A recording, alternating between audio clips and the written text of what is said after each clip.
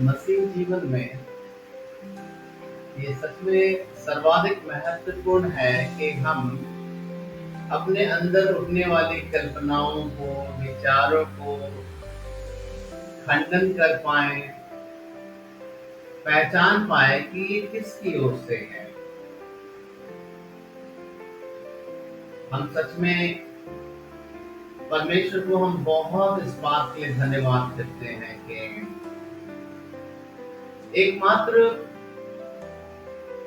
यीशु मसीह के पीछे चलने वाले लोग जिनके पास पवित्र शास्त्र बाइबल है, सिर्फ वही खंडन कर सकते हैं कि जीवन में जो हो रहा है, बाहर क्या हो रहा है, संसार में क्या हो रहा है, वो परमेश्वर के नजर से जो भी हो रहा है वो सही है या गलत है, क्या होना है, क्या नहीं होना है, क्या होना चाहिए था। मेरे जीवन में जो हो रहा है वो सही है या गलत है, आज जो मैं कर रहा हूँ वो सही है या गलत है, मुझे क्या करना चाहिए था और मैं क्या कर रहा हूँ। ये बहुत सारा ऐसा प्रश्न था। एकमात्र पृथ्वी पर एक सच्चा मसीह जिसके पास बाइबल है और परमेश्वर का भय मानता है, पवित्र आत्मा की अगुवाई में चलने का प्रयत्न करता है, केवल वही समझ सकता है। अन्यथा इस संसार में असंभव है समझ पाना कि हम क्या सोच रहे हैं, जो सोच रहे हैं वो सही है या गलत है। हम इस बात के अपने आप को बहुत ज्यादा धन्य महसूस करते हैं, जैसा वचन में लिखा है, धन्य है वे जिनके अपराध क्षमा हुए हैं, जिनके अधर्म का हिसाब किताब परमेश्वर न्याय के दिन ना ले। धन्य है वो इंसान। हम धन्यवाद करते हैं परमेश्वर को, उसने न केवल हमें आशीष दिया, छुटकारा दिया, लेकिन एक बहुमूल्य, असली बहुमूल्य अपना वचन दिया, जिससे हम खंडन कर पाते हैं सही क्या है, गलत क्या है। ईश्वर के नजर से जो सही है केवल वही सही है, जो ईश्वर के नजर से गलत है वो गलत है। कौन सा कार्य ईश्वर की नजर में हमेशा ठहरेगा और कौन सा कार्य फेल हो जाएगा कुछ दिनों के बाद, ये सब कुछ हम देखते हैं। परमेश्वर ने अपने वचन को देकर विश्वासियों के हाथ में दे दिया है कि वो अपने से खंडन कर सके। इसलिए हम लोगों को खंडन करने में, अर्थात अपने मन में उठने वाले विचारों को, भावनाओं को, जो जीवित परमेश्वर के विचारों से दूर करने वाली है, या फिर परमेश्वर के नजर में फेल होने वाली बातें या गलत बातें हैं, उसको हमेशा अपने मनों में वचन से खंडन करें। और जो विचार दोषी पाया जाए, समझे ना, दोषी पाया जाए मतलब परमेश्वर के वचन पे टिक नहीं रहा, हम लोगों के मूड में तो सही मालूम पड़ रहा, संसार भी बोलता है सही है, मेरा मूड भी बोलता है सही है, मन भी कह रहा है सही है, लेकिन परमेश्वर के वचन के सामने जब खड़ा कर रहे हैं तब दोषी ठहर रहा। हमको अपने अंदर में वैसी कल्पनाओं को, विचारों को, भावनाओं को हर दिन हर पल जांचना है, खंडन करना है। और खंडन करने का तरीका क्या है? परमेश्वर के वचन के सामने लाना है। और जो विचार, जो भावनाएं परमेश्वर के वचन के सामने खड़ी नहीं रह सकती, उसको हटा देना है जिंदगी से, अर्थात उसको अपने मनों में नहीं चलने देना है, ना ही अपने एक्शन में, अपने आचरण में भी नहीं लाना है, उसमें बिल्कुल नहीं ध्यान देना है। मसीह दौर में अक्सर एक विचार आता है जो मेरे जीवन में, मसीह जीवन में चलने में हमेशा रुकावट करता था। वो विचार ये था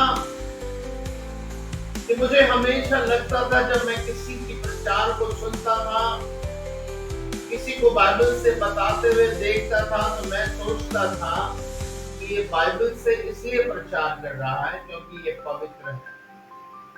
ये बाइबल से इसलिए बता रहा है क्योंकि ये बहुत सिद्ध और पवित्र इंसान है, ये अच्छा चलता हो,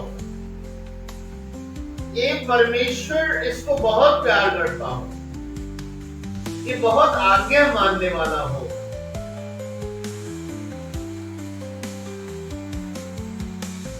ये जो भी प्रार्थना करता होगा परमेश्वर सुनता हो। इस प्रकार के बहुत सारे बातें मेरे मन में आती थी जब मैं देखता था आरंभिक दिनों में, शुरू के दिनों में मैं बता, मैं सोचता हूँ था कि इसलिए ये बाइबल से प्रचार कर रहा है। और जब कभी प्रचार के दौरान उस प्रचारक का या किसी भी प्रचारक का जब मुझे ऐसा मौका मिलता था, जब बताया जाता था कि आप भी आगे बढ़ो, आप भी चलो, आप भी निर्णय लो, तो दिल करता था कि हाँ, मुझे भी अच्छा बनना है, मुझे भी शुद्ध बनना है, मुझे भी पवित्र बनना है। तुरंत एक बड़ी रुकावट, एक ऐसा भावना, एक ऐसा विचार मुझको रोक देता था कि मैं कई साल जवानी के दिनों में प्रभु के नजदीक नहीं आ पाया। वो विचार ये था कि वो लोग जो सिखा रहे वो लोग सिद्ध हैं, पवित्र हैं, बहुत अच्छे लोग हैं, और मैं सिद्ध नहीं हूं, मैं अपवित्र हूं, मैं गलत हूं, मैं कमजोर हूं। और एक ख्याल, एक विचार के रूप में मेरे मन में चलता था कि सुधर जाऊंगा तो मैं प्रभु के पास जाऊंगा। जब मैं सुधर जाऊंगा तब मैं पवित्र के पास, परमेश्वर के पास जाऊंगा। मैं खंडन नहीं कर पा रहा था कि ये विचार पूरी तरह से परमेश्वर के वचन के सामने अगर मैं रख पाता तो मैं बहुत जल्द ही जवानी में प्रभु की सेवा कर पाता, क्योंकि मेरे अंदर का विचार था कि मैं सुधर जाऊंगा तो प्रभु के पास आऊंगा। जबकि परमेश्वर का वचन कहता था और कहता है कि तुम मेरे पास आ जाओ, मैं सुधार दूंगा। ये कंफ्यूजन की वजह से एक लंबा समय मैं अपनी जवानी में सेवा नहीं कर पाया। मैं सोचता था मैं एक ऐसे बीमार के समान था। यीशु मसीह ने कहा कि मैं वैद्य हूं, डॉक्टर हूं, और पापी जो है बीमार है। और मैं बीमार था क्योंकि मैं पापी था, कमजोर था, दूर था परमेश्वर। कल्पना करें, एक बीमार अगर अपने मन में सोचे कि मैं ठीक हो जाऊंगा तब डॉक्टर के पास जाऊंगा, तो कितना गलत विचार है। डॉक्टर क्या कहना चाहता होगा? तुम आ जाओ, मैं तुमको ठीक कर दूंगा। और मैं सोचता था नहीं नहीं, पहले ठीक हो जाता हूं तब आऊंगा। इस प्रकार से मैं अपने विश्वासी जीवन को, परमेश्वर के वचन को नहीं समझने की वजह से खंडन नहीं कर पाया और एक लंबा समय प्रभु की नजदीक में नहीं आ पाया। मैं समय के साथ समझ पाया कि जो लोग बाइबल पढ़ के प्रचार करते हैं वो भी पवित्र नहीं है, वो भी सिद्ध नहीं है, वो भी बहुत आज्ञाकारी नहीं है, वो भी वही दौड़ दौड़ रहे हैं। कौन सा दौड़? वो इस बात को समझते हैं कि वे कमजोर हैं, लेकिन वो अपने आप को समझा लिए हैं वचन से प्रभु के पास जाएंगे तो ठीक हो जाएंगे। और हम इसलिए रुके थे कि ठीक हो जाएंगे तब प्रभु के पास जाएंगे, इसलिए हम रह गए पीछे और बहुत सारे परमेश्वर के दास निकल गए आगे।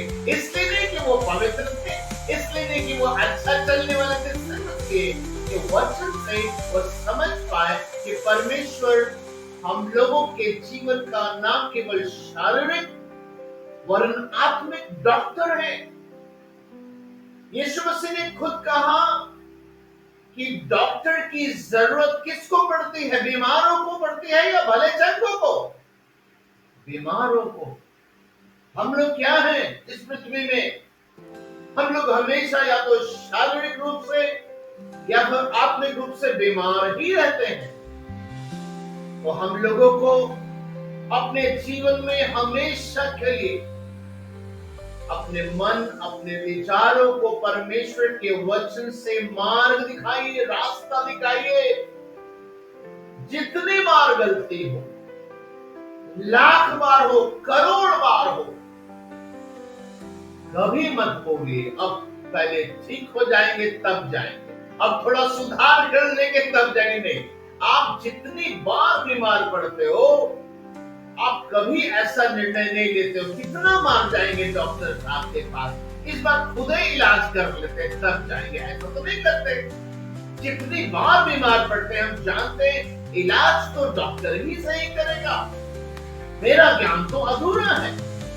हाँ, डॉक्टर के पास जाते हैं तो कैसे जाते हैं? वहां पर अपना दिमाग लगाते हैं कि उसके हाथ में सौंप देते हैं अपने आप को। वो बोलता है हाथ दिखाओ तो हाथ दे देते हैं, बोलता है कि आग दिखाओ तो आग दे, बोलता है जीभ निकालो तो जीभ। हम अपने आप को सरेंडर कर देते हैं, जो बोलता वो करते हैं। और इस प्रकार डॉक्टर क्या करता है? कभी हमारा खून का जांच लेता है, कभी बीपी टेस्ट करता है, सब चीज समर्पित कर देते हैं अपने शरीरों को। और इस प्रकार डॉक्टर हमारे लिए बेहतर स्वास्थ्य का इंतजाम करता है ना? उसी प्रकार से जब हम आत्मिक रूप से भी बीमार पड़े, आंख खुला हुआ है, मन खुला हुआ है, शरीर खुला हुआ है, दिमाग खराब है, क्रोध आ रहा है, व्यभिचार आ रहा है, सब गड़बड़ है, कहाँ जाना है? रुक जाना है, ठीक करना खुद या डॉक्टर के पास जाना है? डॉक्टर के पास जाना है तो पूछेगा कहाँ कहाँ प्रॉब्लम है, ये दिखाओ, ये कब शुरू हुआ, और क्या करेगा फिर? वो हमारा स्वास्थ्य का इलाज करेगा। इसलिए मैंने अपने जीवन में इस बात को समझा है कि परमेश्वर की गति और हमारी गति एक सी है ही नहीं, ना ही उसके विचार और हमारे विचार एक से। कभी मत अपने मन में ऐसा आने दीजिएगा, क्योंकि ऐसा होगा। हम लोग बीमार, शरीर में कोई ऐसा है जो बीमार पड़ता ही नहीं है, हम सब बीमार पड़ते हैं। आप कितना भी अच्छे हो जाते हैं, कुछ दिन के बाद बीमार पड़ते हैं ना, सिस्टम है, बॉडी है। वैसे आत्मिक जीवन में आप कितना भी अच्छा चलेंगे, कल फिर बीमार पड़ेंगे आप। इसलिए कभी भी आप ऐसा ना करें कि नहीं मैं ठीक हो जाऊंगा तब प्रभु के पास जाऊंगा। इस प्रकार के विचारों से हम आत्मिक जीवन को बहुत कमजोर कर रहे हैं मेरे प्यारे भाई बहन। मैंने अपने जीवन का एक लंबा समय खो दिया कि ठीक हो जाएंगे तब आएंगे। प्रभु कहता है आ जाओ, ठीक कर देंगे। हालेलुया। कौन सा स्टेप आपको अच्छा लगता है? हम में से कौन यहाँ पर है जो मेरी आवाज को सुन रहा है और वो समझता है कि नहीं हम अपने से पहले ठीक हो जाते तब जाएंगे? ये मूर्खतापूर्ण बात है। हम में से कौन है यहाँ पर जो मेरी आवाज को सुनता है और जो सोचता है कि खुद से अपने आप को ठीक कर लेंगे? ये मूर्खतापूर्ण है।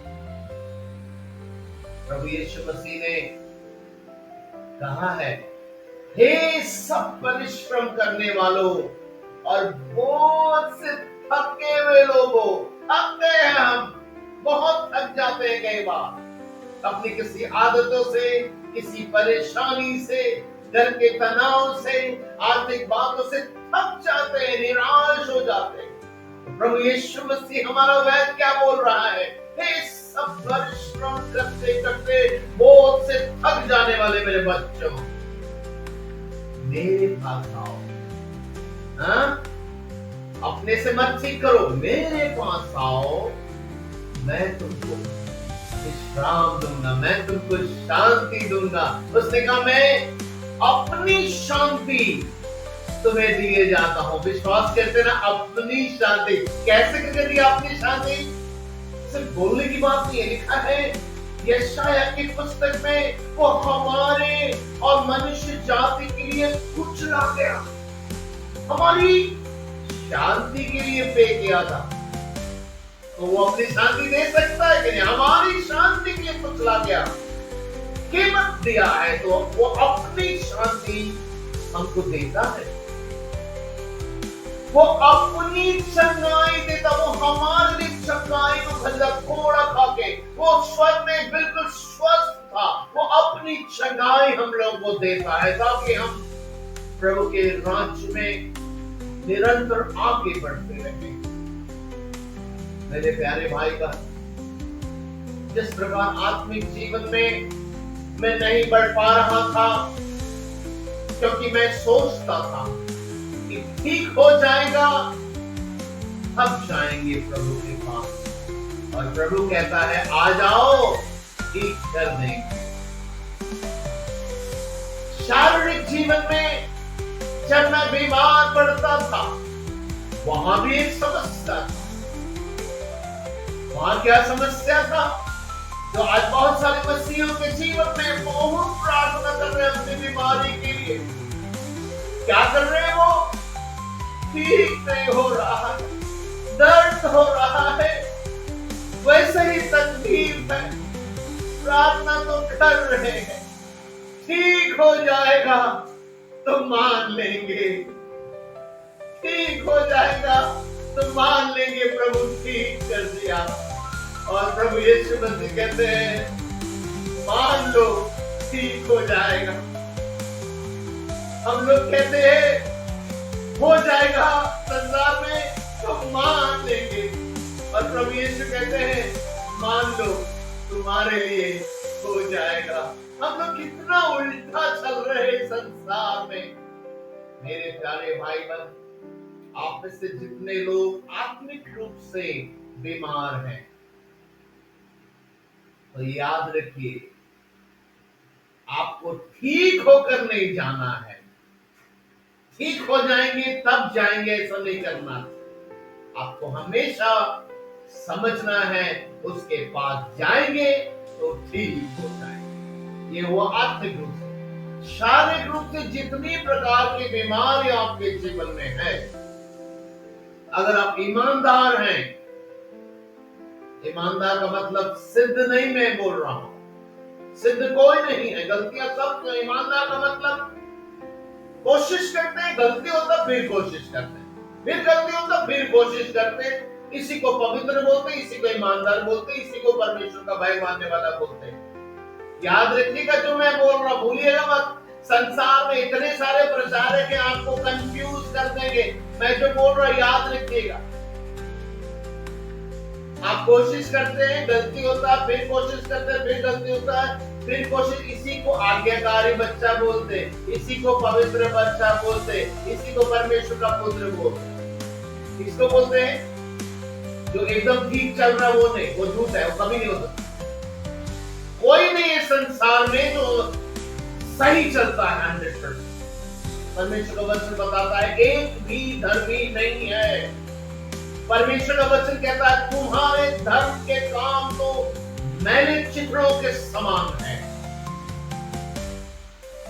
हम सब यीशु मसीह में केवल नई सृष्टि होते हैं, वरना अपने कार्यों से तो, अपने बेस्ट कार्यों से भी हम पुराने ही रहते हैं। हमेशा याद रखिएगा। इसलिए अगर आपके जीवन में कोई बीमारी है जिसमें आपको दिख नहीं रहा ठीक होते हुए, और आप बार बार बीमारी को देख रहे हो, ठीक होगा तब ना मानेंगे। प्रभु सुना प्रार्थना। प्रभु ने कहा यदि तुम्हारे अंदर में राई के दाने के बराबर भी विश्वास हो, और मन में संदेह नहीं करे और विश्वास करे, तो पहाड़ को भी कहेगा उखड़ के समुद्र में चला जा, और संदेह नहीं करेगा कि तुम्हारे लिए हो जाएगा। हालेलुया। तो प्रभु यीशु कहते हैं मान लो तुम्हारे लिए हो जाएगा। तो अपने जीवन से ये बात हटा दीजिएगा आज की लाइन में, हो जाएगा ठीक तो मान लेंगे, हम सुधर जाएंगे तो नजदीक आ जाएंगे। ये सब पूरा कार्य से, ये संसार से आया है। आज से खंडन कीजिए और हमेशा यीशु की ओर दौड़िए, चाहे कुछ भी हो जाए। उड़ाऊ पुत्र अपने पिता का सारा धन बर्बाद कर दिया, लेकिन उसको एक दिन याद आया कि मैं क्या कर रहा हूं। उसको लगा कि मेरे पिता के घर में नौकर चाकर भी कितना अच्छा भोजन करते हैं, मैं वापस वहीं चला जाऊंगा। फिर जाता है वापस पिता के पास, और देखते पिता दूर से देखकर उसकी ओर दौड़ता है और क्या करता है, गले लगाता है। पिता क्या ऐसा बोलता है, तुम मेरा बर्बाद कर दिए हो, तुमको इतना कुछ दिए थे, तुम अपनी मर्जी पे चलते रहे, तुम अनर्थ काम किए, तुम मेरे लायक नहीं, ऐसा करके पिता बोला क्या? नहीं, पिता दौड़ा चला आता है। संसार में तो हम देखते हैं, मसीह गीत में अक्सर ऐसा लिखता है कि मसीह दौड़ता है, मसीह व्यक्ति दौड़ता है प्रभु के लिए, लेकिन वचन में तो देखते हैं कि प्रभु हमारे लिए दौड़ता है। हालेलुया। हमको उठाने के लिए, हमको बचाने के लिए, हमको गले लगाने के लिए। तो मेरे प्रिय भाई बहन, अगर इस प्रकार की गलत तरीके से खंडन करने की समस्या के वजह से आप चंगे नहीं हो पा रहे हैं शरीर से, किसी भी बीमारी से, तो आज कह दीजिए मैं ठीक हो चुका हूं। प्रभु वादा करता है तुम जल्द ही देखोगे अपने जीवन में चमत्कार। अगर आप आत्मिक जीवन में आप रुक गए हैं कहीं पर आकर, ये सोच के कि पहले सुधर जाते तो जाते, प्रभु होता आगे बढ़ो, मेरे पास आओ, मैं तुमको सिद्ध बनाऊं। तो आज से रुकिएगा मत, आगे सिर्फ आगे बढ़िए। अब यीशु मसीह हम सबसे प्यार करता है, और हमेशा याद रखिए हमें परमेश्वर के वचन से ही सही रूप से सारी बातों को खंडन करना है, और जो बातें परमेश्वर के वचन से गलत है उसको अपने जीवन में कभी स्थान नहीं देना। आइए हम लोग प्रार्थना करें। जो दिया है वो काफी है, उसकी कृपा हर दिन साथ है।